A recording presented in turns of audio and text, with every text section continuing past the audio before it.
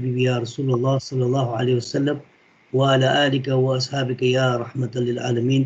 صلاة والسلام عليك يا نبي الله، صلاة والسلام عليك يا شفيع الله، صلاة والسلام عليك يا شفيع الأمة. السلام عليكم ورحمة الله تعالى وبركاته. To Maulana and to all the participants, welcome to tonight's session, inshallah. And without any further delay, I'm handing over to Maulana, inshallah. السلام عليكم ورحمة الله وبركاته. السلام ورحمة الله تعالى. الحمد لله رب العالمين، والصلاة والسلام على أشرف الأنبياء والمرسلين سيدنا ونبينا مولانا محمد وعلى آله وصحبه وبارك وسلم عليه. فقد قال الله تعالى في شأن حبيبه مخبرا وآمرا قولا كريما: إن الله وملائكته يصلون على النبي يا أيها الذين آمنوا صلوا عليه وسلموا تسليما. اللهم صل وسلم وبارك على سيدنا مولانا محمد وعلى آله وصحبه وبارك وسلم عليه. Alhamdulillah, by the grace of the Almighty Allah subhanahu wa ta'ala, once again we meet to seek knowledge, and that is only through the karam and through the fadl and the blessings of our beloved Nabi sallallahu alaihi wasallam. Is the hadith of the Nabi sallallahu alaihi wasallam, where the Holy Prophet sallallahu alaihi wasallam had said in Sahih al-Bukhari.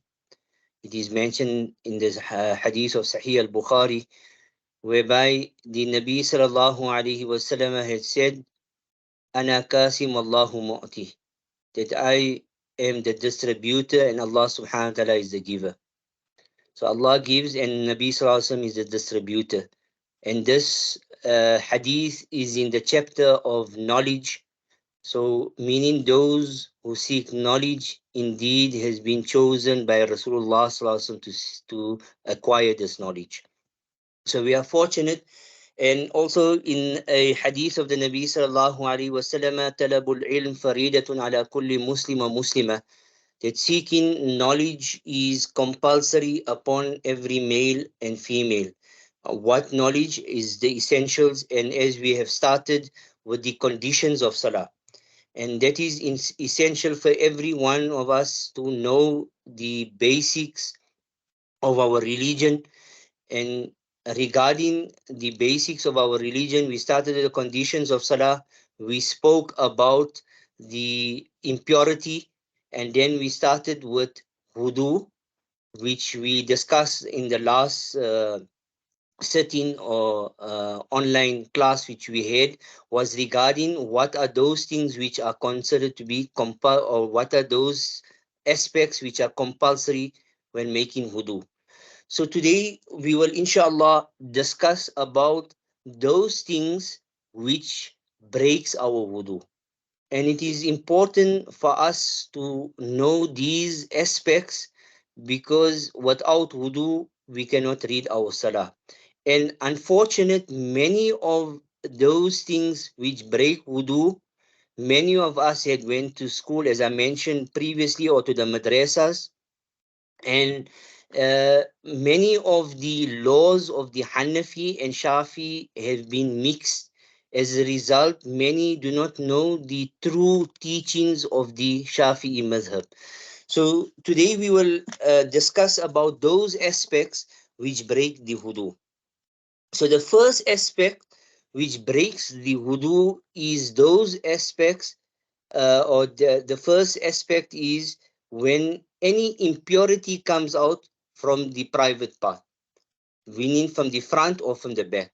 So anything which exits the private part, it nullifies or breaks the wudu.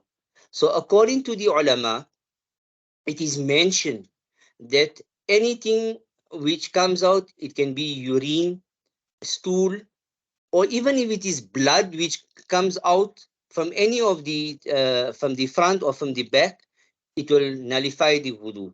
Likewise, if, for example, a worm comes out, the ulama had mentioned in the books of fiqh, even if a worm comes out, it will nullify the wudu. So anything which comes out from your private part, from the front or from the back, it breaks your wudu. So now there's a question that if someone has a bag, For example, he went for a procedure, and as a result of him going for a procedure, the doctors had attached a bag. So he's not relieving himself in the normal, natural way. Whatever comes out, it goes into the bag. So the scholars or the ulama had mentioned that if the bag where the impurity is coming out, for example, if someone went for operation, he can't go to make stool normal, meaning come from the back, or urinate coming from the front. Everything comes from the bag which is attached to the stomach. So the ulama ikram said, if a bag is connected to the stomach, then in that case, whenever the impurity comes out into the bag, yes, the bag will be with impurity. But when at the time when the impurity comes out and it comes in, fills the bag, then the wudu breaks. So the ulama had mentioned that if the bag is attached to anything below the stomach, then and any impurity comes, your wudu breaks. But if you have a bag which the doctors perhaps might have attached to anything above the stomach. So, for example, pus or something comes out in the and it fills the bag, your wudu will not break according to the Shafi'i madhab. So, the first thing what we have mentioned is any impurity or anything which comes out from the front or from the back or the private part, it breaks your wudu, except for the sperm, according to the Shafi'i madhab, but automatically it mentions that if the sperm comes out, ghusl is compulsory. Technically, wudu, although they say don't break, it will break because you have to do a major purification, and that is ghusl. The next thing is when one sleeps, wudu breaks. So if one is lying down, the wudu will break. But what happens if someone is sleeping while one is sitting and the buttocks is upon a hard surface or on the ground? Does wudu break, or does wudu don't break? So according to the ulama, it is mentioned that as long as the buttocks is firm upon the ground, or perhaps might you sitting on a chair, then in that case the wudu will not break if you fall off to sleep.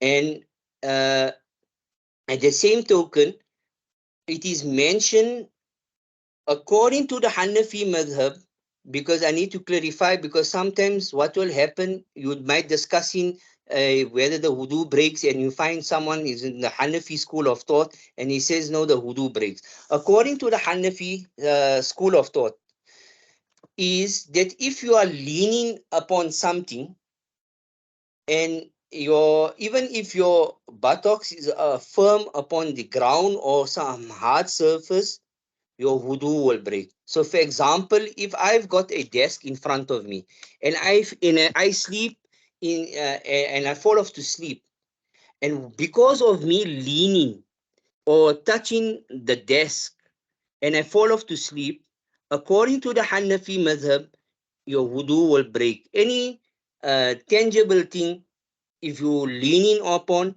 your wudu will break. A Shafi madhab says no, your wudu will not break. So, for example, if I am sleeping and I put my hand on the desk and I fall off to sleep, according to the Shafi'i madhab, your wudu will not break as long as the buttocks is firm upon the surface or of the, it can be the chair or of the on the ground.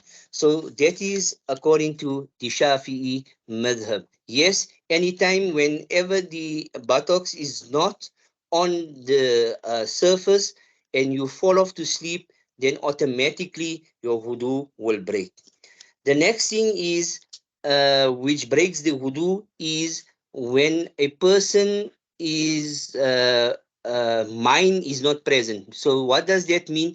For example, a person, as they mentioned, the absence of the mind is when a person is intoxicated. For example, someone became intoxicated, either he drank something or he took some medication which caused him to feel a bit dizzy and he loses his senses, in that case, wudu will break. So, for example, someone got some medication which the doctor had prescribed for him. In such a case, he lost his senses for a moment, then his wudu will break in that instance. And if someone had fainted, someone who is ill, in a sense that he loses his senses, uh, in all these cases, the wudu will break.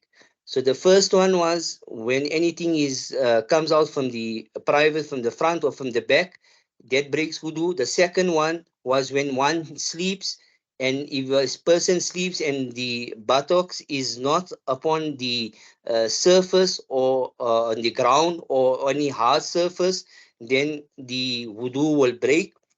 The third was when someone loses his senses or he falls unconscious, whether he drinks and he loses his senses, or he drank some medication, and as a result of taking the medication, he loses some of his senses for a moment of time, then his wudu will break. The fourth thing which breaks the wudu is when one touches a strange lady, or the one touches the opposite sex. So according to the Shafi'i madhab, if someone touches the opposite sex, whether intentionally, whether unintentionally, whether by mistake, it breaks the wudu. So what do we mean? If a person from the opposite sex touches for example, a male touches a female with a bare skin, then the wudu will break. For example, if someone has gloves and he touches, the wudu will not break in that case. But if the skin is touched, then in that case the wudu will break. So that only applies to those people you can get married to. So for those people who you can't get married to, meaning Sharia, it is haram for one to get married, for example, the mother, the sister, the aunt, etc. In that case, if you touch, your wudu won't break. And likewise, if there is a very small girl, if for example, or a small boy, if you touch that child, where one, for example, a baby or a child who is 1, 2, etc., your wudu will not break. So other than that, your wudu will break, whether you done it intentionally, whether you done it by mistake. According to the Shafi'i madhab, yes, I've heard some people say no. Some scholars had said no, there's leniency if you done it by mistake. No, the statement of the Shafi'i madhab is quite clear. Whether you done it purpose or by mistake, whether you had desire or had no desire, if you touch the opposite sex by touching them physically on by the skin, then it will break your wudu. The next thing is regarding the touching of the private part. According to the Hanafi mazhab, once again, I will just at times relate to the Hanafi mazhab because perhaps might be discussing with something and with someone and they're on the Hanafi faith and they say that the wudu does not break. Hanafi mazhab, your wudu don't break if you touch your private part. But according to the Shafi'i mazhab, your wudu will break if you touch your private part. So it is mentioned according to the Shafi'i mazhab, if any part of your palm, if it touches the private part, your wudu will break. But if it is, for example, the back of the hand, then the wudu will not break. But if it is anything within the front or the palm of the hand, your wudu will break if you touch. And that is if you touching your own or you touching, for example, the mother is busy cleaning the child. The mother might perhaps made wudu, the baby needed to be changed, the diapers needed to be changed, and the mother decides to clean, and the mother cleans the private part and at that moment in time touch the private part with any part of the palm, then in that case the wudu will break according to the Shafi'i madhab, but it will not break according to the Hanafi madhab. So this is quite important, that yes, anything the ulama had mentioned, if you look on the side of the finger, your wudu will not break. It has to be what is ever is visible in front, that is considered to be your palm, that will break your wudu. The next, so those are the aspects which break wudu. Other than this, the wudu does not break. So the first thing what we have mentioned is regarding any impurity which comes out from the private part, whether it is urine, whether it is stool, whether it is blood, whether it is even a worm, your wudu will break. As long as it comes out from the private part, whether it's the front or the back, your wudu will break. The second thing what we have mentioned was to sleep.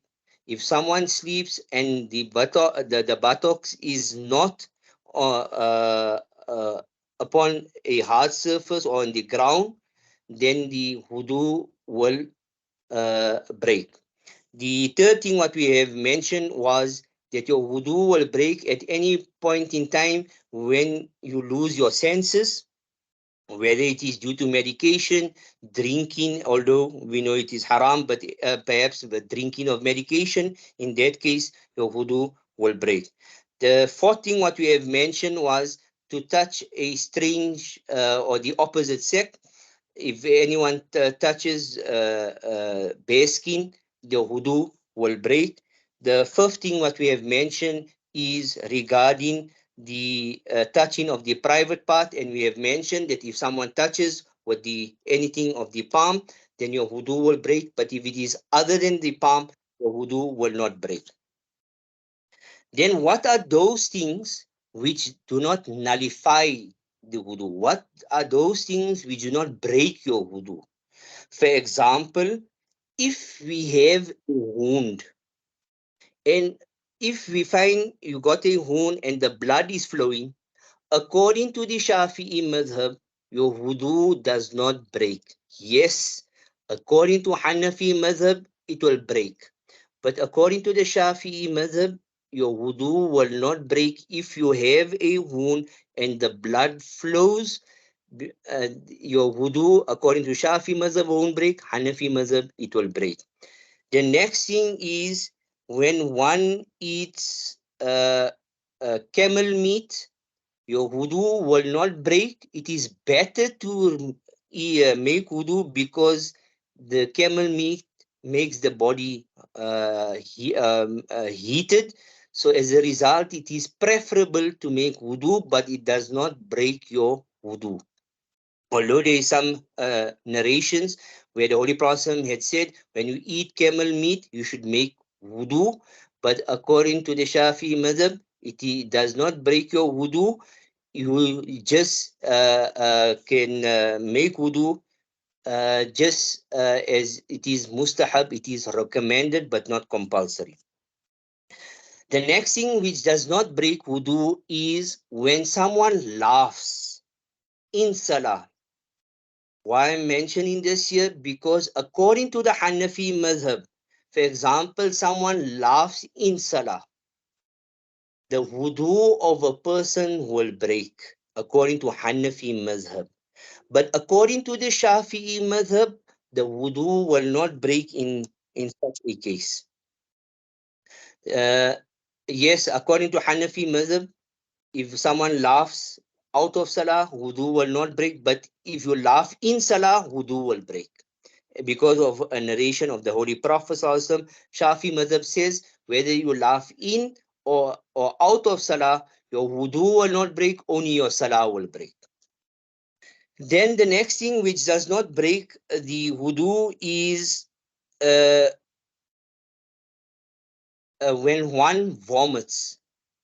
According to some of the mazahib or the schools of thought, your wudu will break if someone vomits a full mouth, your wudu will break, but according to the Shafi'i madhab, it will not break. So these are some things which is important for us to know regarding when wudu breaks and when wudu does not break.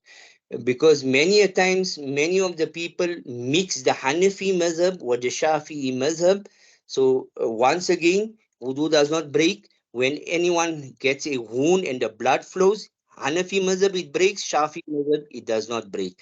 As far as the eating of the camel meat, according to the Shafi madhab, your wudu does not break, but it is recommended that someone should make wudu if he had consumed or ate camel meat.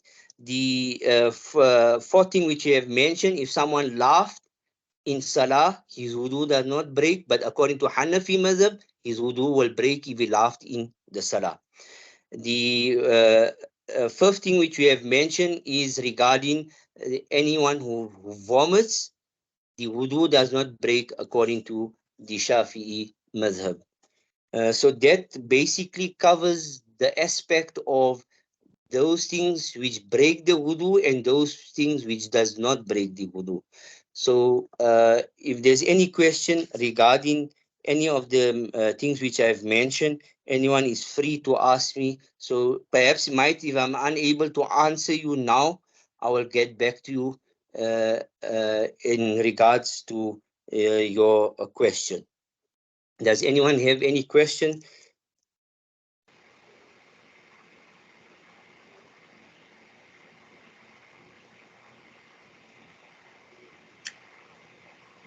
Maulana, doesn't seem like anyone's got a question. If any of the participants wishes to post a question, can do that to Maulana. I'll share the number again, Maulana's number with his permission. And Anyone can message me regarding any matter of the anything they can ask me. Inshallah, I will answer them. Okay. Maulana, I do have a question, but it's not related to tonight's discussion and points. Okay. So maybe I'm going to ask it for the sake of having a question as well, but at the same token, it's something that's currently required as an answer possibly. If Maulana can assist, to be appreciated. So a female who has a miscarriage very early in her pregnancy, maybe 6 weeks, 10 weeks, or 12 weeks, or even 3 months. Is there any ruling that the female is not allowed to leave the home, or what is the ruling with regards to miscarriage? As far as I know most of our elders have said no, you can't leave the house for 40 days, etc. There's no such thing according to Sharia of such. Yes, after a person takes a bath after the birth or etc., the blood stops and you take your ghusl, then the person is purified. It doesn't have to wait till 40 days that the person must be in the house, and that there's no such thing of that in any of the mazhabs. Okay, Jazakallah. Okay. Thanks, Maulana. Maulana, I'm going to ask Maulana to kindly help us make dua for the people of Palestine, inshallah. And then we can round off if there's no other questions.